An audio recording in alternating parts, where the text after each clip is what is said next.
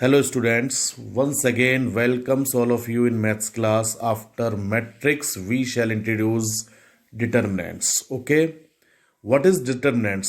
तो determinants क्या है?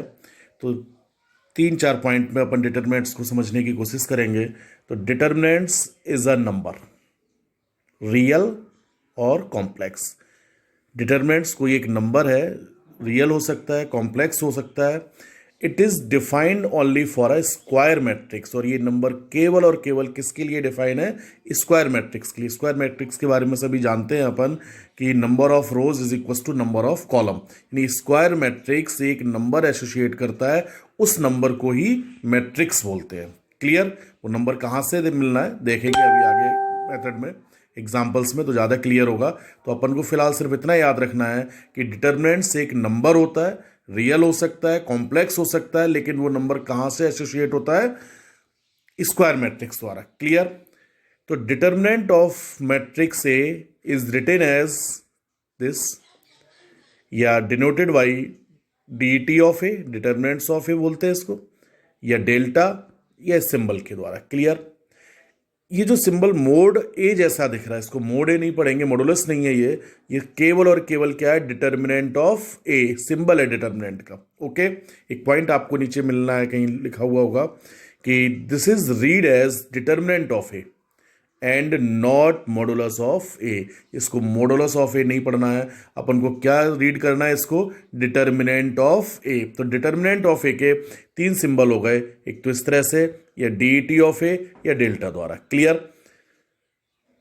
ए कोई एक मैट्रिक्स है of order 3x3, then determinant of A is equal to, determinant of A में जो एलिमेंट्स हैं उन सबको इस मॉडुलस के अंदर लिखना. मॉडुलस है नहीं ये ध्यान रखना, ये वार कहलाता है. इन दो वार्स के अंदर लिखने सारे एलिमेंट्स को, ब्रैकेट नहीं लगाना सबसे पहले, तो ये ध्यान रखना है. तो determinants of A is equal to this, is equal to a number, real and complex. Okay, बात आती है नंबर फाइंड कैसे करेंगे. तो सबसे पहले determinant of a matrix of order 1, तो 1 ऑर्डर का, 1x1 ऑर्डर का डिटर्मिनेंट फाइंड करने के लिए let A with the matrix of order 1, then determinant of A is equals to this, is equal to this. एक एग्जाम्पल द्वारा यूं देखेंगे कि A is equals to -3, ये 1x1 ऑर्डर का कोई मैट्रिक्स है. Then determinant of A is equals to this और is equal to -3. Okay, mode थोड़ी है जो पॉजिटिव हो जाएगा, केवल क्या है? ये डिटर्मिनेंट का सिंबल. माइनस है तो माइनस रहना है, प्लस है तो प्लस रहना है. फॉर एग्जांपल, और अनदर एग्जांपल, फिर एक मैट्रिक्स है 2, 1x1, then determinant of A is equals to 2, determinant is equals to only 2. Clear? तो 1x1 ऑर्डर का डिटर्मिनेंट फाइंड अपन कर सकते हैं आसानी से. उसके बाद next, determinants of a matrix of order 2, 2x2 order के मैट्रिक्स का डिटर्मिनेंट फाइंड करने के लिए एग्जांपल लेते हैं. Let A is a matrix of order 2x2, then determinant of A is equal to this. इसको पहले तो इस तरह से लिखना है, उसके बाद यू क्रॉस मल्टीप्लाई करना है, ये इंटू ये माइनस ये इंटू ये. क्लियर? क्या आ जाएगा? A11 into A22 minus A21 into A22, और इसको सॉल्व करेंगे तो एक नंबर होगा, वही नंबर ए का डिटर्मिनेंट होगा मैट्रिक्स का. For example, A is equal to this, then determinant of A is equal to this. तो 2 4 जा 8 माइनस 3 इंटू -1. क्लियर? और माइनस माइनस प्लस हो जाना है, तो 8 + 3 इज इक्वल टू 11. तो 11 इस मैट्रिक्स ए का डिटर्मिनेंट हो गया. एक एग्जांपल देखते हैं फिर यहां पर. जैसे एक मैट्रिक्स है कोई भी 2 3 1 -2. Clear? Then determinant of A is equal to 2 3 1 -2. Clear? Next, अब क्रॉस मल्टीप्लाई करेंगे नहीं हो, 2 इंटू -2 तो -4 माइनस दिस इंटू दिस, तो 1 इंटू 3 यानी 3 -7। क्लियर? तो ऐसा नहीं है कि मॉडुलस है तो पॉजिटिव ही आएगा, नेगेटिव आना है तो नेगेटिव आना है, पॉजिटिव आना है तो पॉजिटिव आना है। क्लियर? उसके बाद बात करते हैं, एक एग्जांपल है, इवेल्युएट दिस। तो फिर ये इंटू ये माइनस ये इंटू ये। क्लियर? सॉल्व किया, एक्स स्क्वायर माइनस ए प्लस बी, ए माइनस बी आइडेंटिटी यूज किया, एक्स स्क्वायर -1 कैंसिल आउट हुआ, 1 आ गया। क्लियर? स्टूडेंट एक एग्जांपल यूं क्वेश्चन आता है इस पर कि जैसे ये कोई डिटर्मिनेंट दे रखा है कि if 3x2 -1 is equal to 142x। Clear? This is equal to this, then find value of x find करना है। तो मैट्रिक्स में तो क्या करते थे अपन, एलिमेंट्स को कंपेयर करते थे, बट ये मैट्रिक्स नहीं है। अब ये मैट्रिक्स का डिटर्मिनेंट है। डिटर्मिनेंट बोले तो कोई एक नंबर, तो ये कोई एक नंबर है, तो यहां एलिमेंट्स को कंपेयर नहीं करना है।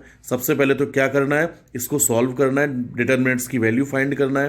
तो वही क्रॉस मल्टीप्लाई करेंगे, तो -3 -2x is equal to x -4 2 8। Clear? Value find किसका करना है, x का, तो -2x और ये धरा क्या माइनस का x, तो -3x is equal to 3 -8, -3x is equal to -5, then x is equal to 5/3। तो इस तरह से करना है, यहां एलिमेंट्स को कंपेयर नहीं करेंगे। क्लियर?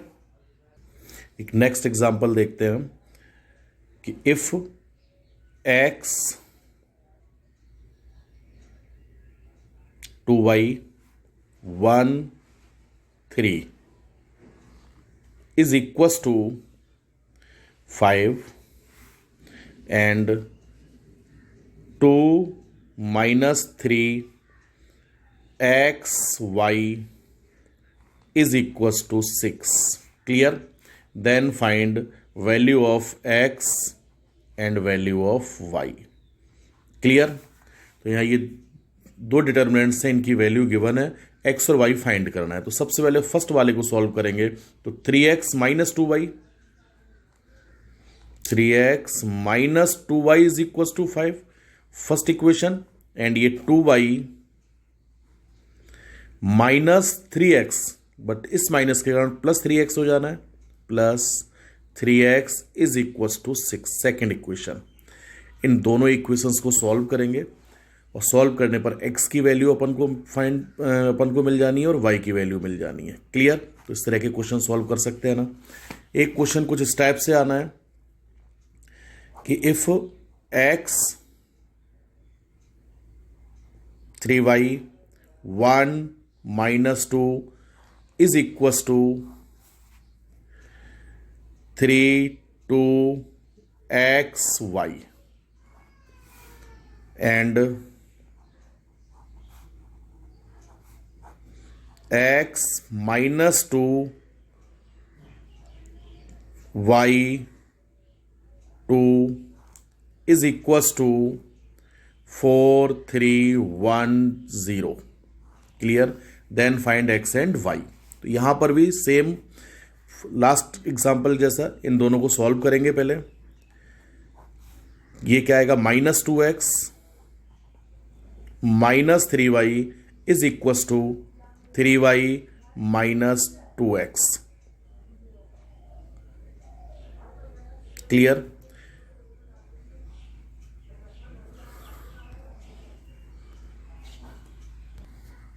क्लियर? तो 2x से 2x कैंसिल हुआ, -3y is equal to 3y, तो ये 6y is equal to 0, then y is equal to 0। Second equation को सॉल्व करेंगे। नाउ